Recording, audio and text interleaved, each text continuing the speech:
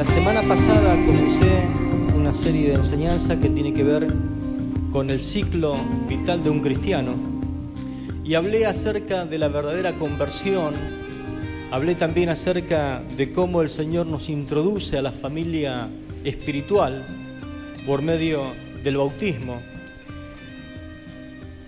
Y otro de los propósitos que tiene que ver en ese ciclo espiritual es que el Señor quiere que nosotros vayamos consolidándonos en la fe, vayamos creciendo espiritualmente. Y es muy importante que nosotros lo podamos entender y que podamos cumplir ese propósito de Dios en nuestras vidas. En primer lugar, vamos a compartir 3 versículos. El primero está en Colosenses, el capítulo 2, versículos 6 y 7. El segundo versículo está en Romanos 8:29 y el tercero está en Colosenses 1:15. Dice así el texto de Colosenses, el capítulo 2, versículos 6 y 7. Por tanto, de la manera que habéis recibido al Señor Jesucristo, andad en Él, arraigados y sobreedificados en Él, y confirmados en la fe, así como habéis sido enseñados, abundando en acciones de gracias. Amén. El apóstol nos está diciendo que de la manera que recibimos a Cristo Jesús como el Señor de nuestras vidas, ahora nosotros debemos seguir sus pasos. Para eso es que el Señor nos puso en su camino, para eso es que estamos ahora convertidos, ya verdaderamente arrepentidos y con una experiencia de una nueva vida. ¿Qué tenemos que hacer? Seguir los pasos de Jesús, arraigados profundamente en Él y comenzar a edificar nuestras vidas en el Señor. Entonces la fe que tenemos se va a fortalecer justamente y vamos a rebosar de gratitud.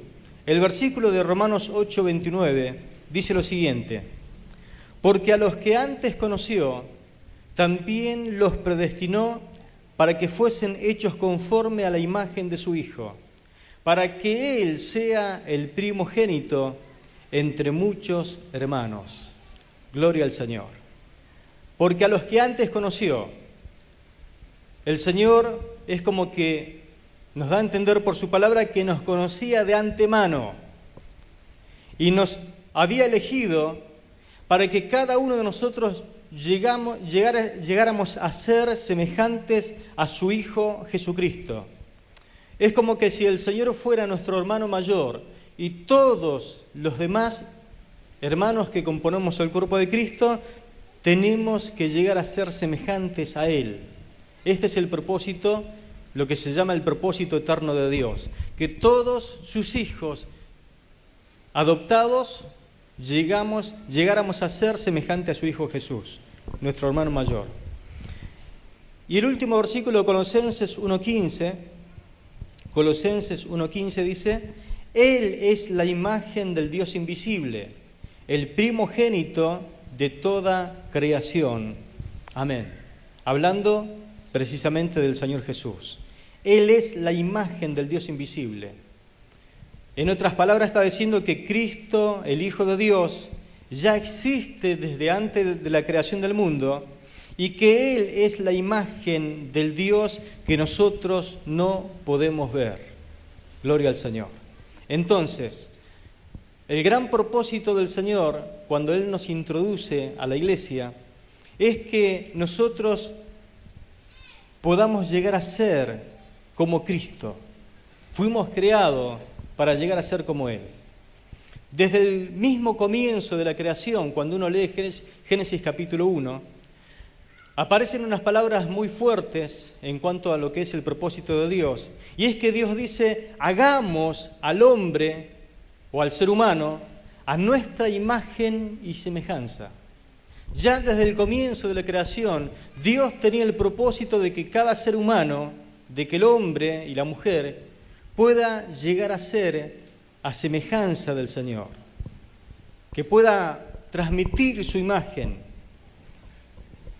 En toda la creación, los únicos que tenemos este gran privilegio de poder ser hechos a la imagen de Dios es el hombre y la mujer.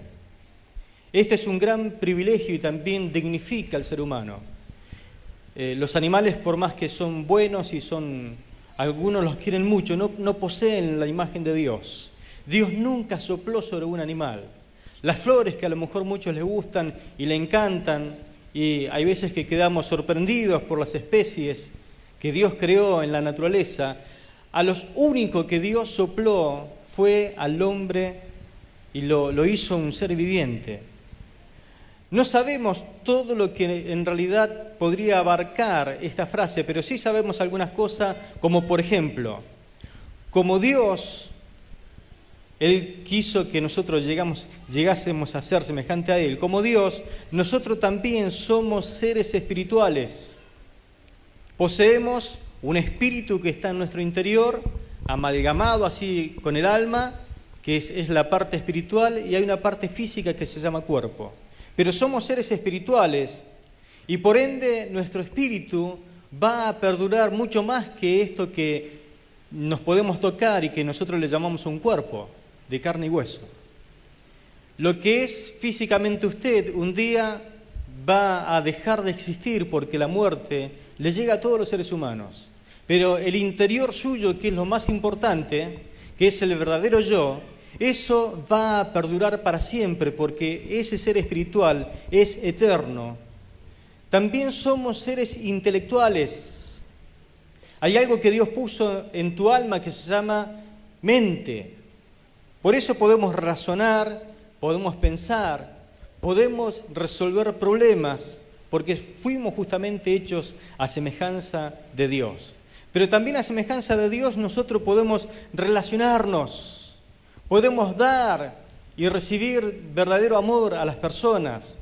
También tenemos algo que se llama conciencia moral. Podemos discernir en nuestro interior lo que está bien y lo que está mal, lo bueno y lo malo, lo cual nos hace muy responsables delante de Dios. La Biblia dice que todas las personas, no solamente los creyentes, los hijos de Dios, todo ser humano lleva en sí la imagen de Dios, la semejanza de Dios. Por eso es que es tan cruel y tan malo, por ejemplo, lo que es el asesinato, es decir, quitarle la vida a una persona. Por eso es tan malo el aborto, el suicidio, porque eso atenta contra la semejanza y la imagen de Dios.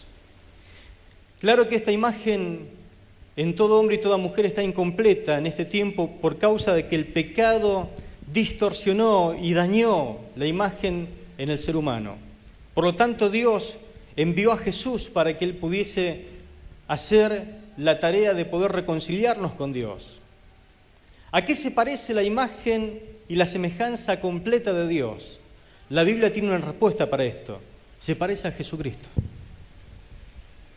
Porque la Biblia dice que Él es la imagen del Dios invisible. Jesucristo es la imagen del Dios invisible. La Biblia dice que Jesús es la imagen de ese Dios que nosotros no podemos ver. La fiel imagen es Él. Y a menudo usted muchas veces habrá escuchado decir de tal palo, tal astilla, ¿no? Dando a entender que el Hijo es muy parecido al Padre. ¿Qué le pasa en su interior cuando dicen, mirá, de tal palo, tal astilla? Y se refieren a su hijo o a su hija, que se parece mucho a usted. Es como que uno siente cierta clase de orgullo y se emociona cuando dicen, mirá, tu hijo se parece en esto a vos. Es más, los padres anhelamos que nuestros hijos se parezcan a nosotros. Nos gusta. Me acuerdo cuando nació mi primera hija. Buscábamos el parecido, y buscábamos el parecido. Y claro, no había mucho parecido. A mí, por lo menos.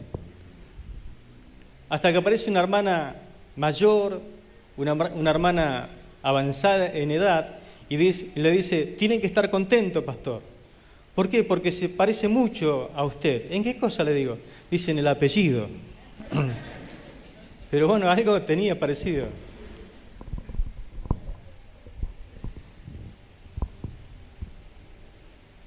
Cuando las personas ven esa semejanza, ¿no es cierto?, en sus hijos, se ponen contentos. ¿Será que Dios, cuando nos ve, también se pone contentos al mirarnos? ¿En qué tendríamos que ser semejantes a Dios? Algunos para parecerse a Jesús se dejan la barba, el bigote, creen que tiene pelo largo y entonces se dejan un poquito el pelo largo. No tiene que ver con esa clase de imagen. Tiene que ver con que nosotros lleguemos a ser justos y santos como Él. Tiene que ver con el tema del carácter. Tenemos que pensar en algo y quiero dejar algo bien en claro. Nunca nosotros vamos a llegar a ser igual que Dios. Ni siquiera un Dios. Esa fue una mentira que inventó Satanás. El día que de él comieren, seréis igual que Dios. Claro, cuando Adán y Eva escucharon Eva escuchó esa declaración, se le abrieron los ojos, le parpadeaban diciendo, voy a ser igual que Dios. Pero recuerde que el diablo es el padre de mentira. Satanás le prometió a Adán y a Eva que ellos serían, si seguían su consejo, como Dios, pero este es el quid de muchas religiones falsas, de muchas filosofías, como por ejemplo la Nueva Era, que ellos difunden esa gran mentira de que nosotros vamos a llegar a ser divinos o vamos a llegar a ser dioses.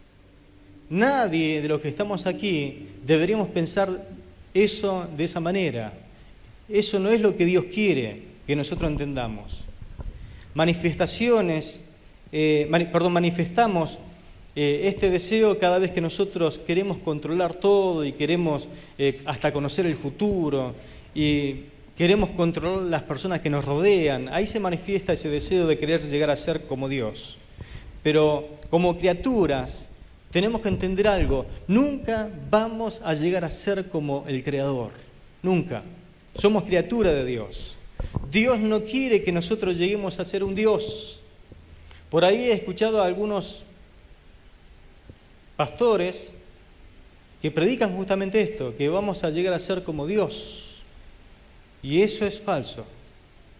La Biblia dice que nosotros tenemos que adoptar el carácter piadoso del Señor, que tenemos que tomar sus valores y sobre todo el carácter que Él tiene para llegar a ser semejante a Él.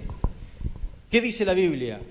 Que nosotros debemos adoptar una manera enteramente nueva de vivir, una vida moldeada según Dios, una vida que renovada desde adentro forme parte de nuestra conducta mientras Dios reproduce con toda precisión su carácter en ustedes.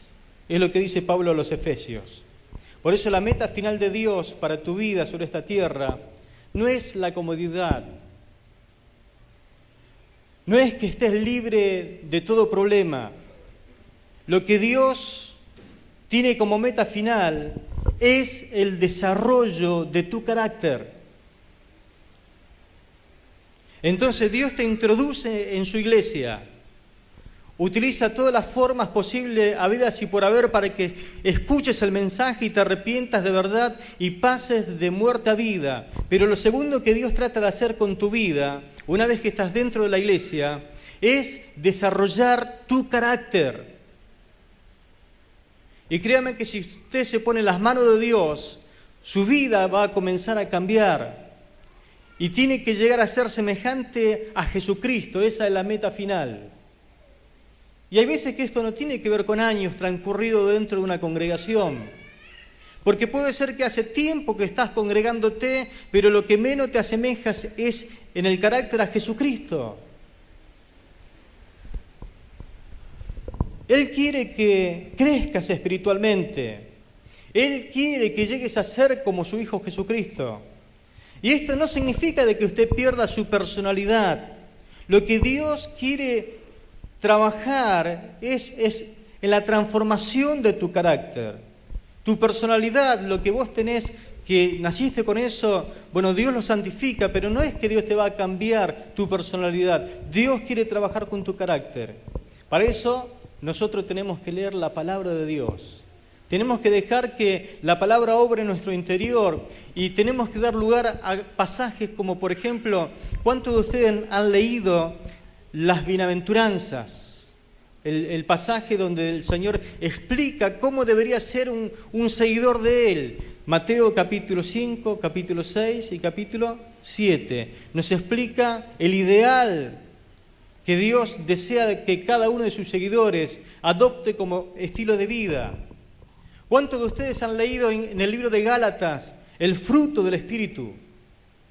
Dios quiere que usted le dé lugar a su Espíritu para que Él refleje ese fruto en su vida, para que en su vida aparezca el amor, el gozo, la paz, la paciencia.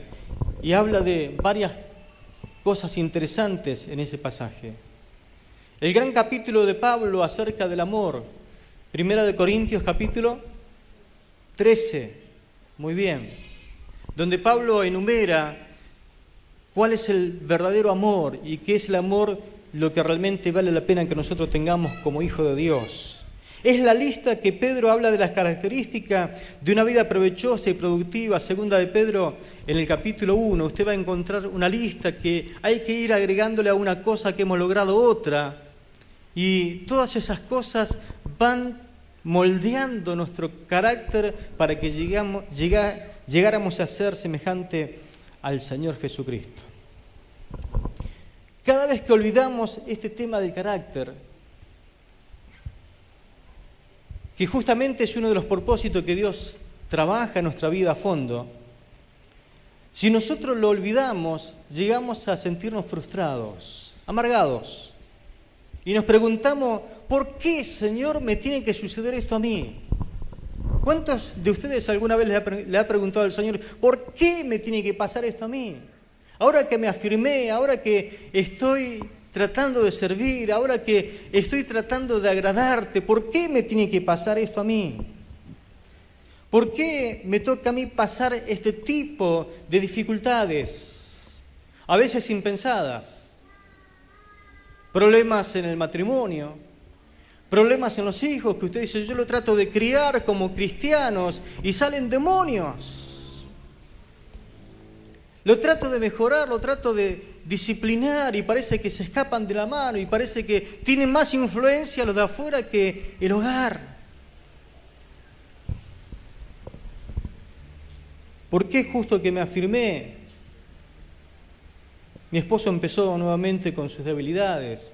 ¿Por qué mi esposa tiene esa facilidad para el chisme? Y me enreda en problemas y en dificultades. ¿Por qué? ¿Y por qué? Y nos preguntamos. Una respuesta es que justamente la vida fue hecha muy difícil. La vida es difícil para vivir. Pero esa vida difícil es lo que justamente nos permite crecer. Si la vida fuera fácil y si el cielo estuviera en la tierra, usted nunca crecería. Y el propósito de Dios es hacerlo crecer, madurar. Lo repito, la tierra no es el cielo. Muchos cristianos interpretan justamente cuando recibimos la vida en abundancia, la vida próspera que Dios nos da, como si esto quisiera decir una vida perfecta, y no es sinónimo de una vida perfecta. No es sinónimo de estar rodeado solamente de comodidades, de que todo sea felicidad a nuestro alrededor.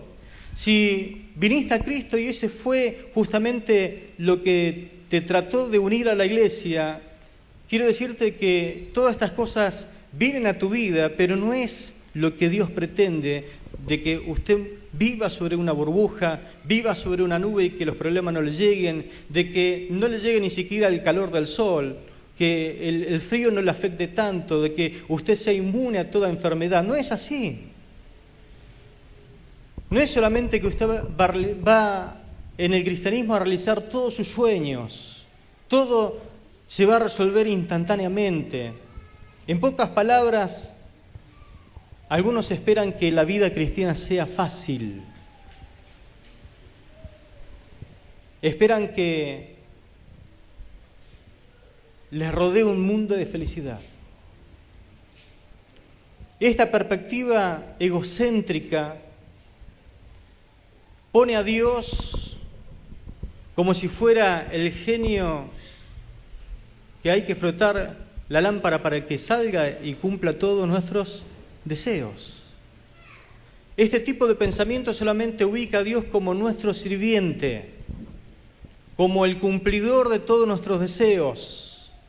Y quiero recordarle algo: Dios no es tu sirviente. Nosotros tenemos que llegar a convertirnos en siervos de Él, siervos de Dios. ¿Cuánto me entienden lo que le digo? Dios no es el genio de la lámpara. Un Dios que no es tu sirviente y que no pretende hacerte la vida fácil, es el que nosotros tenemos que entender por la palabra de Dios, porque si no lo entendemos de esta forma, nos vamos a amargar y vamos a inclusive a vivir negando la realidad que nos toca vivir. Nunca olvide que la vida no gira siempre alrededor de tu vida y que si usted vive, existe para cumplir los propósitos de Dios, no a la inversa. Dios quiere trabajar en tu vida y te tiene todo este tiempo sobre la tierra para edificar y fortalecer el carácter necesario para poder entrar en el cielo. La meta del cristiano es el cielo. Todavía sigue siendo la eternidad allí en el cielo. Dios trabaja todo este tiempo que tenés de vida para formarte, para que puedas entrar en el cielo como corresponde. Y ese trabajo justamente le toca al Espíritu Santo de Dios en tu vida. La función del Espíritu Santo es producir el carácter de Cristo en tu vida. La Biblia afirma que mientras el Espíritu del Señor obra en nosotros, llegamos a ser cada vez más semejante a Él y reflejamos su gloria en nuestras vidas. Ese proceso de transformación para ser más semejante a Jesús, la Biblia le llama en la parte doctrinal la santificación. Dios quiere santificarnos. No puedes reproducir el carácter de Jesús si solamente uno dependería de sus propias fuerzas. ¿Cuántos de ustedes quizás al comienzo de año se propusieron, este año cambio? Este año voy a ser mejor esposo. O este año voy a ser mejor esposa. O mejor hijo. Este año me pongo las pilas y no me llevo ninguna materia. Uno se promete cosas. Este año sí voy a hacer el seminario. Este año sí voy a aprender algún instrumento. Este año me voy a portar bien. Este año voy a obedecer. Por más que nosotros tengamos buenas intenciones y le querramos poner toda la fuerza de voluntad posible, no somos suficientes como para ayudarnos, ni siquiera nosotros mismos. Por eso el Espíritu Santo tiene poder para hacer los cambios que Dios quiere efectuar en nuestras vidas. La Escritura dice que Dios es quien produce en nosotros tanto el querer como el hacer para que se pueda cumplir su buena voluntad. La sola mención del poder del Espíritu Santo, muchas veces nosotros creemos, en las manifestaciones de milagros, de sanidad, de liberación y todos los dones que tienen que ver con la manifestación del poder, pero muchas veces nosotros no nos damos cuenta, pero el Espíritu Santo trabaja en forma silenciosa y prolongada en nuestras vidas, y si uno no se da cuenta es la manera de trabajar del Espíritu como un murmullo suave, delicado y apacible, pero trabaja. Él trabaja la intimidad, Él trabaja cuando usted le da tiempo en oración, cuando lee la palabra, Él trabaja. Si usted le permite trabajar en su vida, el Espíritu Santo va a tomar ese lugar y lo va a hacer. Trabaja silenciosamente, suave, delicadamente. La semejanza con Cristo no se produce solamente por imitación. Lo que más quiere Dios es que Cristo more en nosotros para que esa vida se refleje en nuestras vidas. Permitimos que Cristo viva en nosotros porque este es el secreto que realmente Dios tiene para hacernos semejante a Él. No es solamente que lo conozco a Cristo por la palabra o porque me hablan de Cristo o porque asisto a una clase donde se habla de Cristo. Lo más glorioso y maravilloso para ser transformados a su imagen, para llegar a ser como Cristo, es que Cristo vive dentro nuestro. Y si yo le doy lugar y le permito que Él se exprese, es como que la vida real de Cristo se va a manifestar a través de cada situación que me toque vivir. Cuando escojo hacer lo correcto, cuando tomo una decisión acertada, cuando le doy lugar al amor en mi vida, cuando le doy lugar a la fe, cuando imploro por sabiduría para tomar una decisión, el Espíritu Santo hace de que la vida de Cristo se haga más palpable en nuestras vidas. Debemos, por lo tanto, cooperar con el Espíritu Santo. A lo largo de la Biblia vemos expresada una verdad importante, que el Espíritu Santo libera su poder cuando nosotros damos el paso de fe necesario para que Él se manifieste. ¿Cuántos alguna vez han leído la historia en el libro de Josué? En algún momento le tocó cruzar el río Jordán. Ahora el río no se abrió fácilmente, tuvieron que dar el paso de fe y mojarse los pies. Llegado el momento determinado, el río se abrió en dos. Cuando tuvieron que ir a conquistar Jericó, hicieron los pasos correspondientes a la manifestación de fe, dieron vuelta la ciudad, callados. El último día dieron vuelta 7 veces y el último día dijeron, ahora sí, griten. Y cuando tocaron las trompetas y gritaron, las murallas se cayeron y el pueblo conquistó. Hoy pasa lo mismo, tenemos que dar el paso de fe y después se despliega el poder de Dios sobre nuestra vida. Nosotros, para llegar a ser semejantes a Jesús y que el Espíritu Santo obre en nuestras vidas, también es necesario que vayamos dando los pasos de fe correspondientes. Gloria al Señor. Porque solamente la obediencia libera el poder de Dios. Dios espera siempre de que actúes primero y Él te va a acompañar. No esperes solamente a que te sientas poderoso, seguro para dar el paso de fe. Sigue adelante a pesar de la debilidad.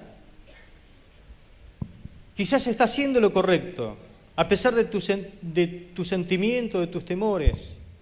Así es como nosotros cooperamos con el Espíritu Santo para que Él vaya forjando el carácter de Cristo en nuestra vida.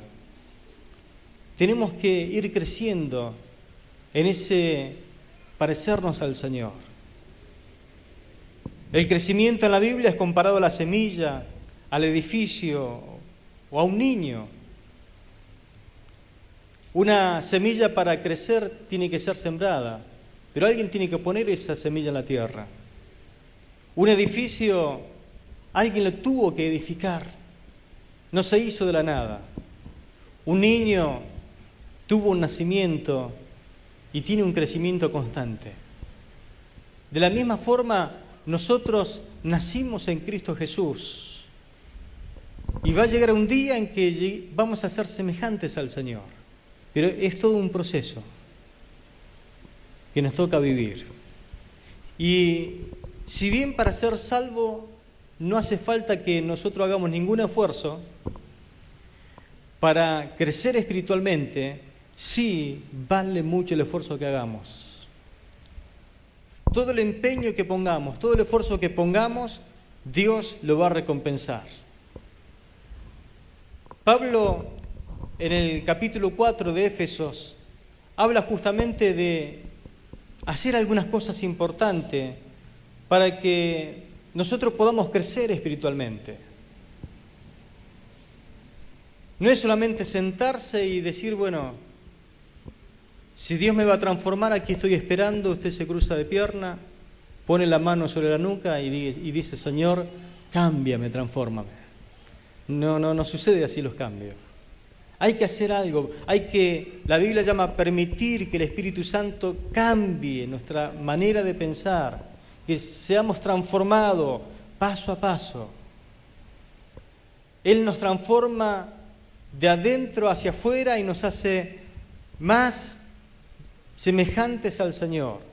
Y va liberando su poder a medida que nosotros le vamos obedeciendo. Por eso, tu carácter es esencialmente lo que se conoce como la suma de tus hábitos. Es la nueva manera en que te conduces habitualmente. La Biblia nos manda a ponernos el nuevo hombre, el nuevo yo, una nueva naturaleza creada a imagen de Dios, en justicia y verdad. Tenemos que comenzar a desarrollar nuevos hábitos para parecernos a Jesús. Por eso Dios usa 3 cosas muy importantes para que nosotros podamos ser moldeados. Número 1, la palabra. Número 2, las personas. Número 3, las circunstancias. Estas son 3 condiciones indispensables para que Dios desarrolle nuestro carácter semejante al Señor.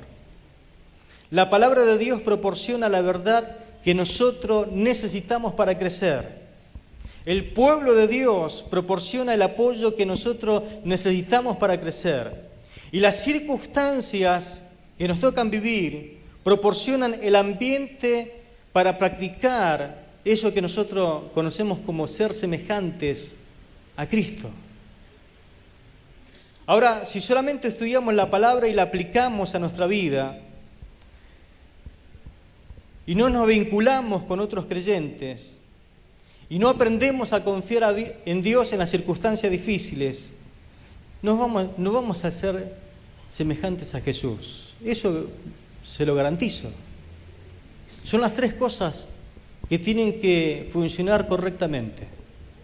Algunos dicen, pero pastor, a mí me gusta estudiar y yo voy a aplicar la palabra y la voy a poner por obra. ¿Pero dónde? Si no es dentro del pueblo de Dios. ¿Dónde si no es a través de las circunstancias? Y algunos quieren meter a Dios en las circunstancias y en el pueblo de Dios, pero no quieren estudiar la palabra ni aplicarla. Las 3 tienen que fluir de manera como interactuando. Muchas personas dan por sentado que todo lo que se necesita para el crecimiento espiritual solamente es estudio y oración, pero no es así. Ambas cosas son necesarias si usted quiere que su vida cambie.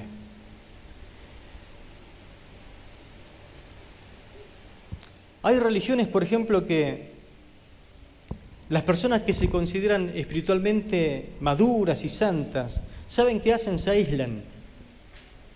Lo meten en algún monasterio, lo encierran en alguna montaña.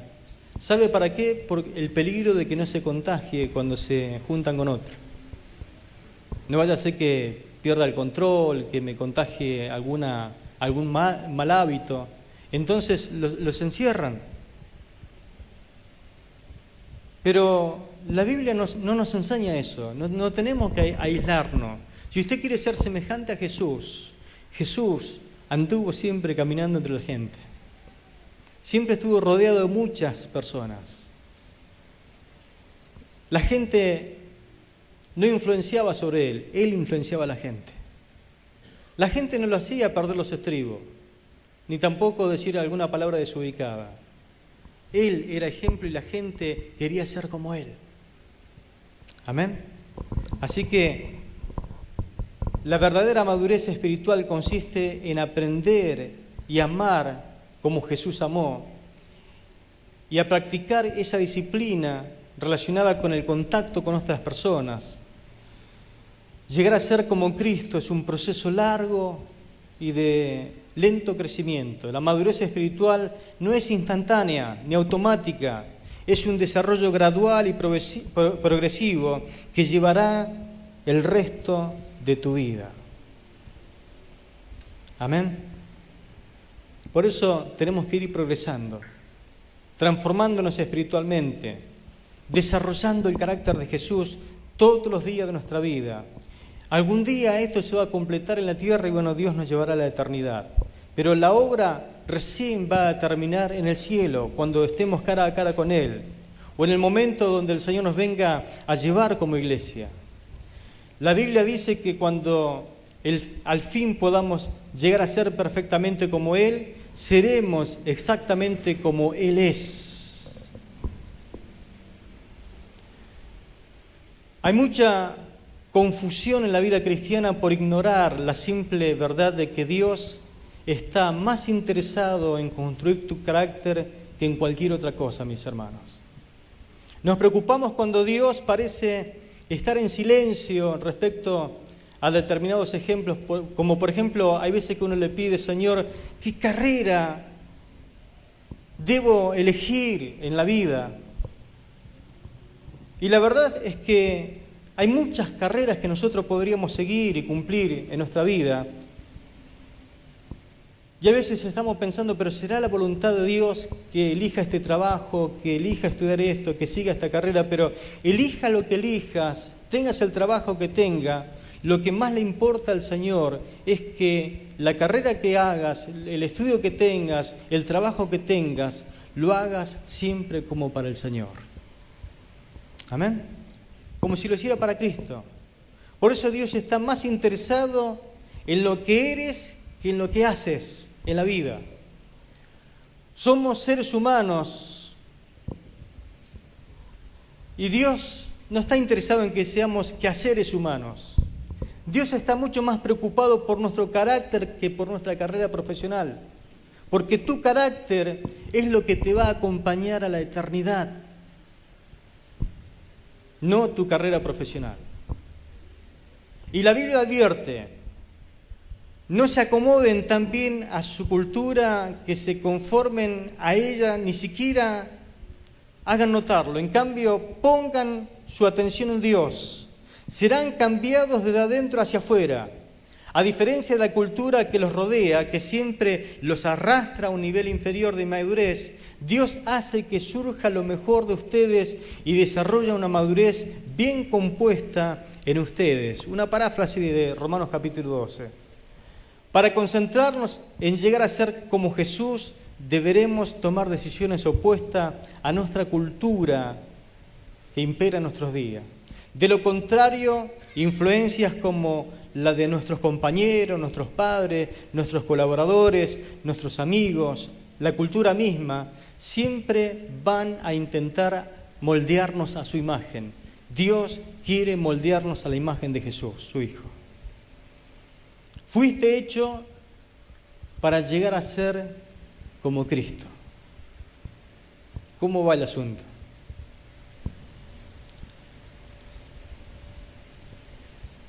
Segunda de Corintios 3:18 dice: en la medida que el Espíritu del Señor opera en nosotros, nos parecemos más a Él y reflejamos más su gloria.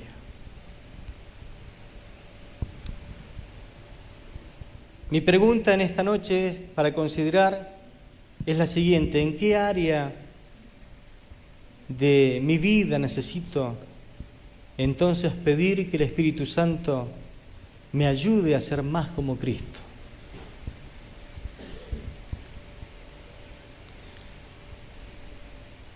Lamentablemente, muchos creyentes han dejado de vivir para los grandes propósitos de Dios y se han amoldado para vivir su realización personal en la vida, para sentirse bien emocionalmente, nada más. Y eso es egocentrismo, eso no es discipulado. Jesús no murió en la cruz únicamente para que nosotros pudiésemos vivir cómodos y bien adaptados en este mundo. Su propósito va mucho más allá, va más a fondo.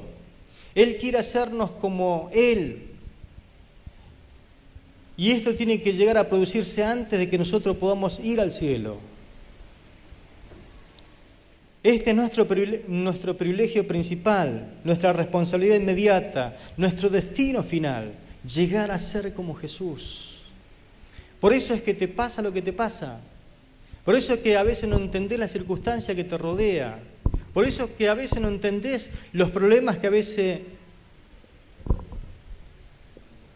tenés que afrontar en la vida, aún como cristiano. Porque todo tiene que ver con que responda como Cristo lo hiciera en tu lugar.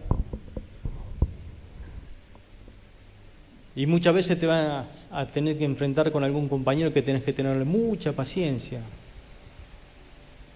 O algún familiar, donde te hace sacar canas verdes, pero bueno, refrenás tu ímpetu, tu ira, y respondés con amor.